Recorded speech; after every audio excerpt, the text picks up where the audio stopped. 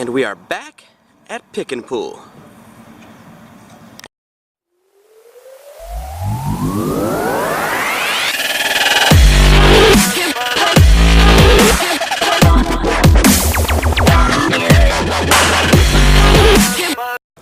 Alright, I'm here today to get some parts for my my son's 2006 Hyundai Sonata. But look at this. Look at this Chrysler sitting here for $1,100. That is a hell of a project to take on for just that amount of money. It's kind of flooded right there, so I'm not going to go open the hood. But check that out. That is pretty cool. Chrysler Windsor, 1951 Chrysler Windsor. That is really cool.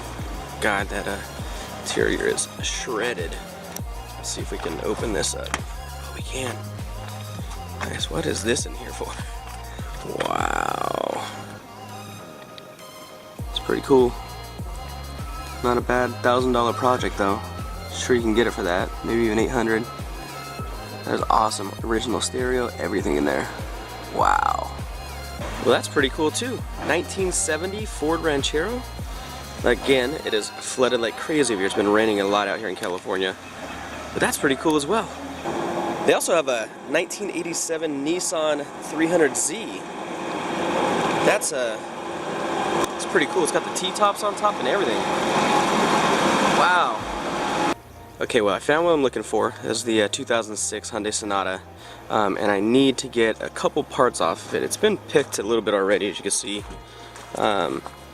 It's actually not too bad though. It does have, so I'm looking for the airbag sensor for the passenger side seat, which the passenger side seat is here and intact, so hopefully it's there.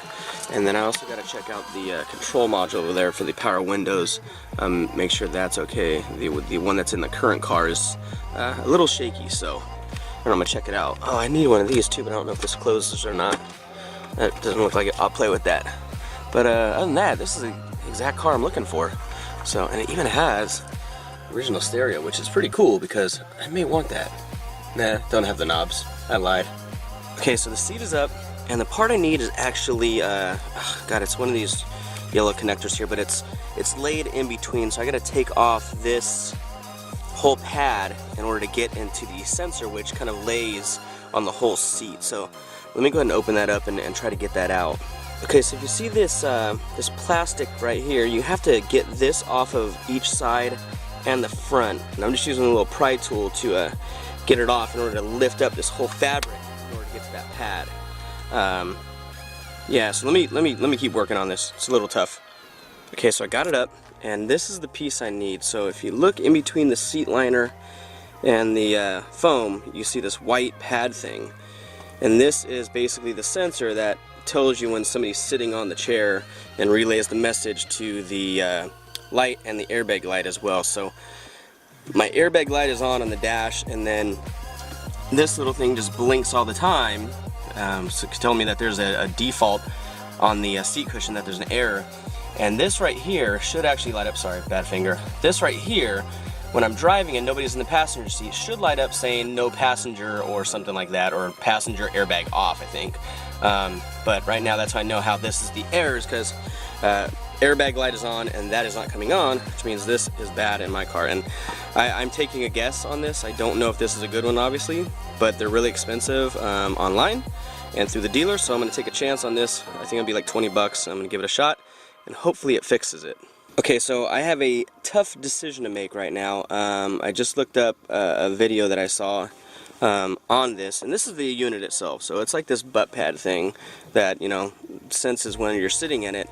And the only problem is if you look at this right here, you see the hardware is 4.3, software is 6.02. The software on the new ones after there was a recall on these is 6.1.1. So this car actually didn't have the service done where they replaced these, and my dealer's telling me that the car is out of warranty, so that's why they won't replace it, even though it was a recall.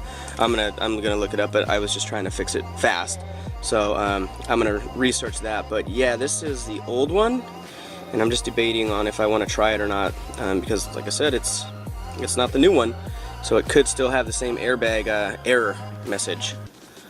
Okay, so for the door control, I'm not going to take this one because it has the exact same problem that mine has. You see this button right here? It just doesn't want to come back up like it should. So see how this one, you push and it reacts whenever you close the windows? Well, because it's the driver door, this one just keeps dying, and that's exactly what mine does. So you have to play with it in order to get it to come up or down, and you got to pull up to reel. It's just a mess. So I'm not going to be taking that because obviously that's got the same problem. Okay, so let me quickly show you what's going on. So you see right there how there's nothing on. It should say passenger airbag off or something like that. And you see this light right here is blinking on and off. And then I got the airbag light on the dash as well. So I'm gonna go and put in the new pad. Hopefully it works. Okay, so the new sensor is in, and it was kind of a pain to get in because this little thing holds the seat down. So you kind of just have to, you know, fasten here and then kind of work your way down on each side. And then I'm also plugged in here. So time to just start the car now and see if the light goes off. All right, so there's the airbag light there on the dash. That didn't go off, but do have passenger airbag off now, and that light is off now. So what that means is the sensor, the new sensor in the seat, is actually working. So that takes care of one problem. I'm not sure why that airbag light is on. Maybe I just gotta drive it till it goes away, or just run a scanner and just reset it. But that problem is solved, guys. The passenger airbag off, and this light no longer blinks. There we go, $21 fix, guys. Okay, so I unplugged the battery for about 10 minutes and we still have that airbag light on down there. All this is working though.